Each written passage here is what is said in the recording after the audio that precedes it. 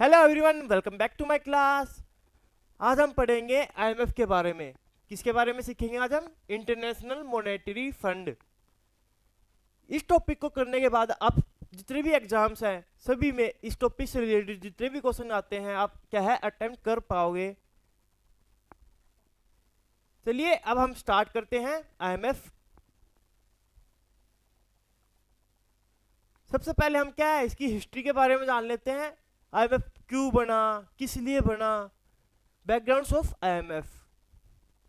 जब great depression आया था यूएसए में 1930 में, तो उससे क्या है जितनी भी इकोनॉमिक है सभी देशों की क्या है नीचे गिरने लगी।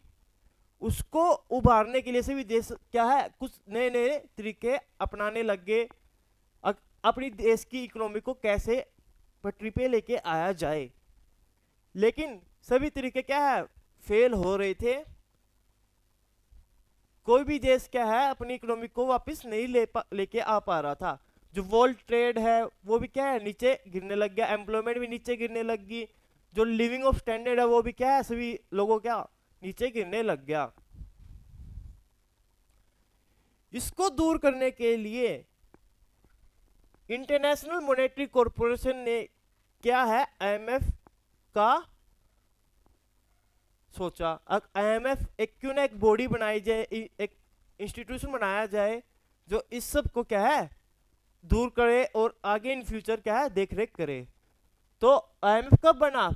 22 जुलाई 1944 को क्या है आईएमएफ हमारा बन गया।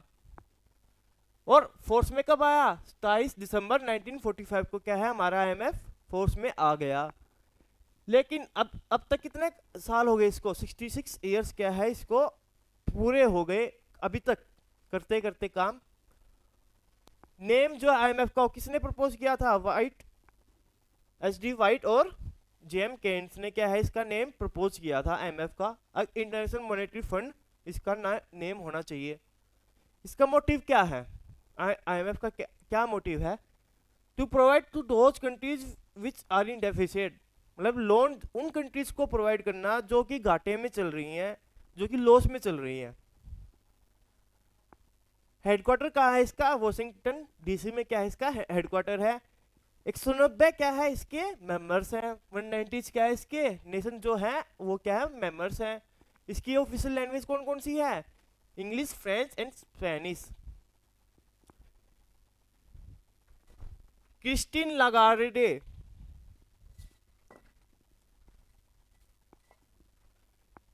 लागार्डे क्या है इसकी मैनेजिंग डायरेक्टर है। और board of governors, board of क्या है गवर्नर्स क्या है इसका मेन ऑर्गन है। ओके चलिए नेक्स्ट अब हम पढ़ेंगे फंक्शंस ऑफ आईएमएफ। क्या है फंक्शंस ऑफ आईएमएफ? आईएमएफ काम क्या क्या करती है इसके बारे में अब हम पढ़ेंगे। पहला जो मैंने आपको बताया था, जो कि कंट्री क्या है लॉस में चल रही है उनको क्या है लोन प्रोवाइड करना सस्ता, चीप। दूसरा क्या है एम्प्लॉयमेंट, पूरी दुनिया का एम्प्लॉयमेंट कितना, हर एक देश का क्या एम्प्लॉयमेंट है, क्या कर रहे हैं वो उसके बारे में देखना। इकोनॉमिक ग्रोथ, हर एक देश की क्या इकोनॉमिक ग्रोथ चल रही है, क्या वो कर रहे हैं। रिमूव पॉवर्टी और इंटरनेशनल ट्रेड को देखना। ये क्या है इसके कुछ काम है फंक्शंस ऑफ आईएमएफ। आशा करता हूं सभी को समझ में आ रहा होगा। अगर किसी को समझ में नहीं आ रहा है तो आप मेरे से क्या है कमेंट सेक्शन में पूछ सकते हैं।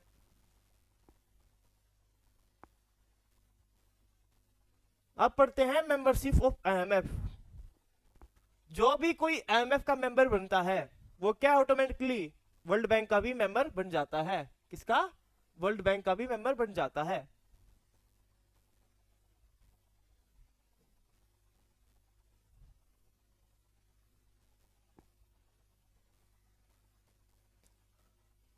अब जो कुछ कंट्रीज है जिन्होंने पास समय में क्या है आईएमएफ को छोड़ दिया फिर वापस आ गए, सबसे पहली कंट्री कौन सी है? चेकोस्लोवाकिया, जिसे कि 1954 में क्या है निकाल दिया गया था। क्यों निकाल दिया गया था? क्योंकि ये डाटा देने में फेल हो गई थी। फिर उसके बाद क्या है 1990 में क्या इसको वापस ले लिया गया वेलवेट रिवॉल्यूशन के बाद क्या है, इसको वापस ले लिया गया। जो पोलैंड है उसने क्या है 1950 में इसको छोड़ दिया, बट 1986 में क्या है वापस आ गया, बट रिटर्न इन 1986 में। जो क्यूबा है उसने क्या है 1964 में क्या है इसको छोड़ दिया,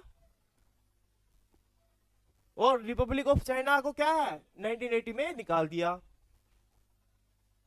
हाउएवर जो ताइवान है, जो चाइना की प्रोविंस ताइवान है, उसे अभी भी उसका क्या है आईएमएफ का क्या है मेंबर है।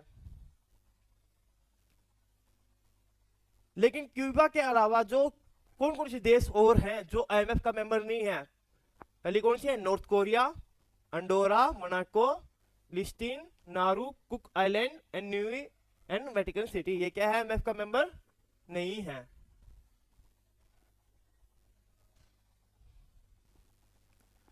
अब हम पढ़ेंगे कुछ इंपोर्टेंट डेट्स के बारे में, आईएमएफ की जो मेन मेन डेट्स हैं जिसके बारे में एग्जाम्स में पूछा जाता है।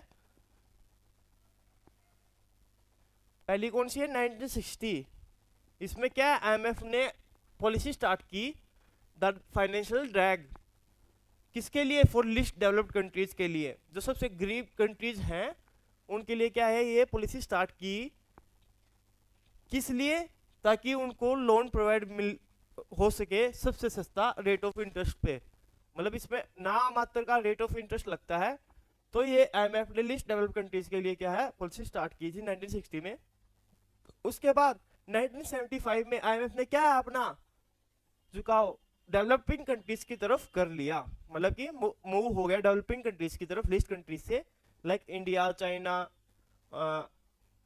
और पाकिस्तान, ये क्या है डेवलपिंग कंट्रीज है, इनकी तरफ क्या है मूव ऑन कर गया। उसके बाद आती है चीफ इकोनॉमिस्ट, तब कौन सी थी, गीता गोपीनाथ। 1 मार्च 1947 को फ्रांस ने क्या है आईएमएफ से लोन लिया था। फ्रांस सबसे पहली कंट्री थी जिसने आईएमएफ से क्या है लोन लिया था। उसके बाद आईएमएफ ने क्या है 1947 में जब बना था तो फिक्स एक्सचेंज रेट था आईएमएफ का, यानी कि उसमें कोई भी बदलाव नहीं आता था, चाहे डिमांड कितनी भी हो जाए या कम हो जाए, तो एक्सचेंज रेट क्या रहता था आईएमएफ में बिल्कुल फिक्स रहता था। लेकिन 1971 में फ्लेक्सिबल एक्सचेंज रेट आईएमएफ ने क्या है इंट्रोड्यूस कर दिया। इसका मतलब क्या है, अगर किसी चीज की डिमांड ज्यादा होगी तो उसका रेट भी क्या है ज्यादा हो गया, मतलब डिमांड एंड सप्लाई क्या है उसका रेट फाइनल करेगी, इसलिए क्या है फ्लेक्सिबल एक्सचेंज रेट आ गया, इंट्रोड्यूस कर दिया। उसके बाद 1964 में आईएमएफ ने क्या इंट्रोड्यूस किया, एसडीआर, स्पेशल ड्राइंग राइट्स, इसे हम क्या बोलते हैं, गोल्ड पेपर भी बोलते हैं आईएमएफ का। ये क्या है, करेंसी ऑफ आईएमएफ, यानी कि 1964 में आईएमएफ ने अपनी क्या है करेंसी इंट्रोड्यूस कर दी। ये कैसी करेंसी है, लाइक डिपेंचर, मतलब नियर मनी जो बोलते हैं, डिपेंचर, बॉन्ड, चेक, जो भी चेक वगैरह होते हैं आपको पता है, वो क्या है ये क्या है आईएमएफ की क्या है करेंसी है। इनकी हर एक की वैल्यू यूएस डॉलर से क्या है बहुत ज्यादा होती है। अब हम पढ़ेंगे बास्केट ऑफ करेंसी, मतलब आईएमएफ में कौन कौन सी करेंसी है, कौन कौन सी करेंसी आईएमएफ में लेन देन करती है। पहली यूएस डॉलर, फिर पाउंड, फिर यूरो, और फोर्थ कौन सी है येन। ये क्या है कुछ करेंसी है जो आईएमएफ में है। आईएमएफ में क्या है इंट्रोड्यूस, मतलब आईएमएफ क्या है इसमें एक्सचेंज करती रहती है। अब हम पढ़ेंगे स्कीम्स ऑफ आईएमएफ, आईएमएफ में कौन कौन सी स्कीम लागू की हैं, क्या क्या स्कीम्स हैं। पहली है ईसीएफ, एक्सटेंडेड क्रेडिट फैसिलिटी, क्या है ईसीएफ एक्सटेंडेड क्रेडिट फैसिलिटी। उसके बाद एससीएफ स्टैंडिंग क्रेडिट फैसिलिटी, जो कि क्या है लोन प्रोवाइड करती है 1 मंथ के अंदर, और किसी को लोन चाहिए 1 महीने के अंदर किसी कंट्री को, तो वो किसके थ्रू जाता है स्टैंडिंग क्रेडिट फैसिलिटी के। उसके बाद RCF रैपिड क्रेडिट फैसिलिटी, जिसको जल्दी लोन चाहिए, those who needs at a time, मतलब अभी चाहिए लोन, वो किसके थ्रू लेता है लोन, रैपिड क्रेडिट फैसिलिटी। उसके बाद SBA stand by arrangement for rich countries, क्या है ये, मतलब जो भी अमीर कंट्री हैं उनके लिए क्या है ये, IMF ने स्कीम स्टार्ट की थी। उसके बाद GCF ग्रीन क्रेडिट फैसिलिटी, ये क्या है, इलेक्ट्रिक व्हीकल्स के लिए क्या है स्कीम है, मतलब किसी देश को इलेक्ट्रिक व्हीकल्स प्रमोट करना है तो IMF ने इस स्कीम का स्टार्ट किया था, मतलब इससे लोन ले सकता है, इस पे कोई भी इंटरेस्ट IMF नहीं लेती है। और इंडिया क्या है, पहली कंट्री थी IMF से ग्रीन GCF से लोन लेने वाली।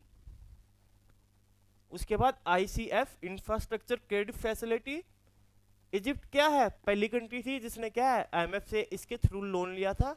इंफ्रास्ट्रक्चर से आप समझ गए होंगे किस चीज के लिए लोन मिलता है, इंफ्रा डेवलप करने के लिए। उसके बाद PURF यानी कि poverty and unemployment reduction facility, मतलब पॉवर्टी को रिमूव करना और अनएम्प्लॉयमेंट को रिमूव करना, मतलब एम्प्लॉयमेंट जनरेट करना, इसके लिए क्या है PURF से आप IMF से लोन ले सकते हैं कोई भी देश। पाकिस्तान क्या है, पहली कंट्री थी जिसने इसके थ्रू लोन लिया था। आई होप आप सभी को समझ में आ रहा होगा। अगर आपको समझ में आ रहा है, अगर वीडियो अच्छी लगी है तो लाइक सब्सक्राइब एंड शेयर जरूर करें। अब हम पढ़ेंगे इंपोर्टेंट पॉइंट्स के बारे में। 2 मेंबर्स हर एक कंट्री से IMF में क्या है रिप्रेजेंट होते हैं। पहला गवर्नर, जो कि फाइनेंस मिनिस्टर भी हो सकता है, या फिर आप कह सकते हो गवर्नर ही फाइनेंस मिनिस्टर भी होता है। दूसरा अल्टरनेटिव गवर्नर, ये 2 क्या है मेंबर्स IMF में रिप्रेजेंट होते हैं।